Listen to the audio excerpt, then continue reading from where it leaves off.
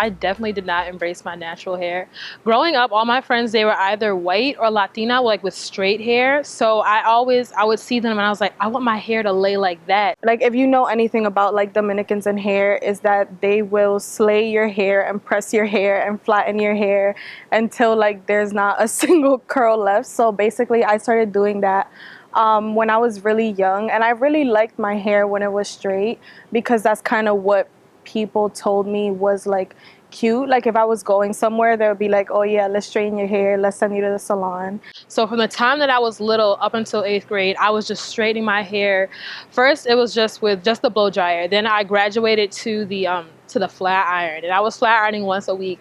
And I was just killing my hair because I didn't like the way that my hair looked. I wanted to look like everybody else to kind of fit in as well. So one day, like I washed my hair, and there was absolutely no curl. It was just straight. And so I was just like, oh my God, like my hair is gone. Like me, I am gone. And then when I was 12 maybe, I got like my first hair relaxer because my hair, like as you can see, is pretty like, I don't want to say unmanageable, but that's kind of what I guess my mom saw it as. I was gonna try to spend the entire summer without straightening my hair, and that's when my natural hair journey really began. My hair grew like 5 to 6 inches, and like once I saw that growth, I was just like, okay, straightening is not for me. I saw this video on how to do like a twist out, so I did it one day, but I was so scared to wear it, and like I wore it out on a Saturday with my parents, and they were just hyping me up like, yo, your hair looks mad nice, like you should wear it to school, you should wear it to school. And like it took me a minute to get the courage to wear it to school. So my natural hair, even though it's my natural hair, was something that I had to grow into, and like something that I wasn't always comfortable with. So yeah. I always think about the very Dominican word pajon. So it's just like big, like kind of crazy and unruly hair, but it's like mine, and like I really like it. So my hair is crazy. Well, I guess like because of like relaxing and all the like heat that I used to use, like it's definitely affected like my hair texture. I don't have one type of hair texture. Yeah, so some of them are really, really tiny, some of them are a little bit loose, but it's cooperative. Like well, I guess like as you like build like the hair products that you use, and the more you learn, like you can definitely like learn to work with your hair. And like that's what I've been doing. Like I've experienced so many changes throughout this process, and it's crazy, but I love it.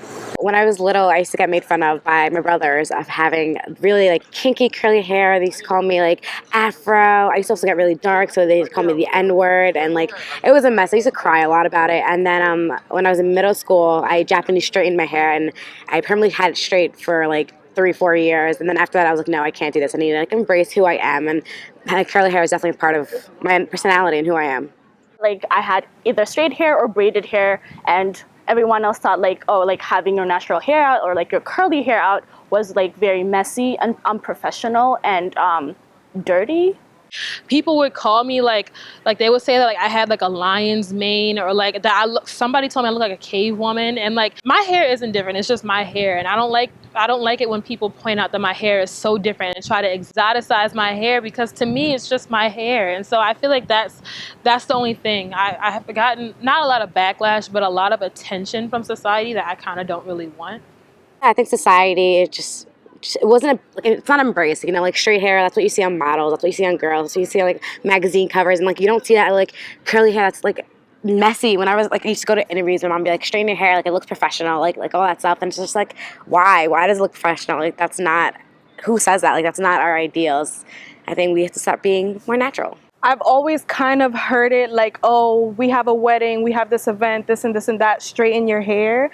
So it's like constantly like telling me that, but like now all I tell everyone is like, this is really how my hair comes out of my head, like, so why do I have to change it? Like this is corny, but I'm like, God gave me my hair like this, so why like do anything else, When I went to Ethiopia over the summer, it was interesting because I was fully immersed in having my natural hair, or like not straightening it or like doing anything to it. So when I went home and everyone was like, oh, like let's go to the hair salon, and I would be like, no, like I don't need to. I'm not gonna straighten my hair. There was a bit of a awkward confrontation between me and my friends because they were like, why not, like it's pretty. Like wanted to explain to them that like I actually like this way. I don't mind going to a wedding or going to something really big with having my natural hair. I wear my hair natural when I go out for interviews or anything of that nature, and some of them are kind of like, well, are you sure you really want to do that? When I first cut off all my hair, just the idea of having short hair in the first place was a really big deal, because longer hair is more feminine, or it fits a more feminine role. So I got a lot of flack for cutting off all my hair, surprisingly enough. But I think, especially as the time has changed, I think that was back in maybe 2011 when the natural hair movement was kind of just beginning, and it was more of a like unclean and like these girls are just unruly, oh my gosh kind of thing. So there was a lot of backlash against it, but as it started to grow and like, you know, you have black hair care lines and a lot more representation in media, all those kinds of things made a huge difference. So the beginning I caught more flack, but now I definitely feel it's more accepted. So I don't hear people talk about my hair very often, except to ask me like how I moisturize it. People are starting to embrace their hair more, and you're seeing natural hair out like in the media and TV shows and stuff like that. So it's become like something that's not so abnormal. What we see in the mainstream media is straight hair, and that's not how our hair is. And that, like I said, our hair is part of our identity. So I think that no matter what you choose to do with your hair, it's important to embrace that, because when you embrace your hair and your natural hair texture, you're embracing yourself. And so that's important, and you're loving yourself. I think it's important embracing your natural hair because it is part of who you are.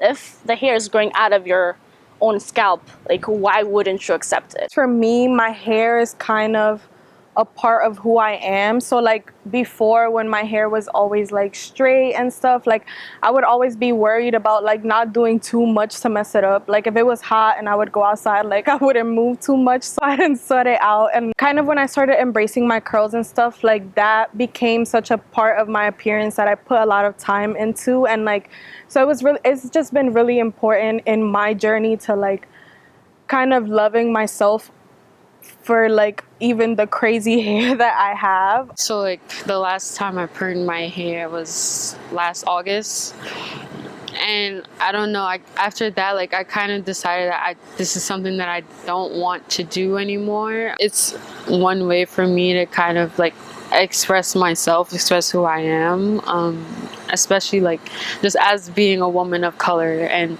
like our hair is so like diverse, like there's so many things that you could do with it, and like I think that's one thing that stands out from like other types of hair textures. So it's definitely a part of my identity and who I am.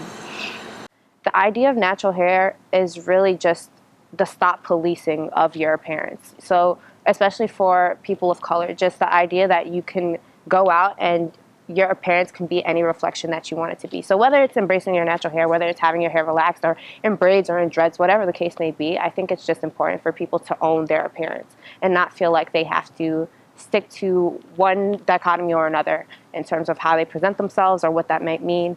And of course, there's a lot of politicizing of what your appearance means and what opportunities can be afforded to you. But it's, especially for me, I mean, definitely pushing the envelope of that and knowing that you're beyond your appearance. It's definitely a part of you, but there are so many other things that speak on your behalf. We don't have to fit into whatever standards people say are like the right ones. I'm not gonna say having natural hair is better, but I think there's just something really powerful about not doing what society wants you to do, and I think that's why it's important. I think natural hair is really pretty. So anyone really, if you have straight hair, if you have curly hair, if you have wavy hair, like you should embrace it. It's really beautiful. Love yourself. All of it. Every end, every coil, you know. Even the bad hair days, because they make the good ones feel a lot greater.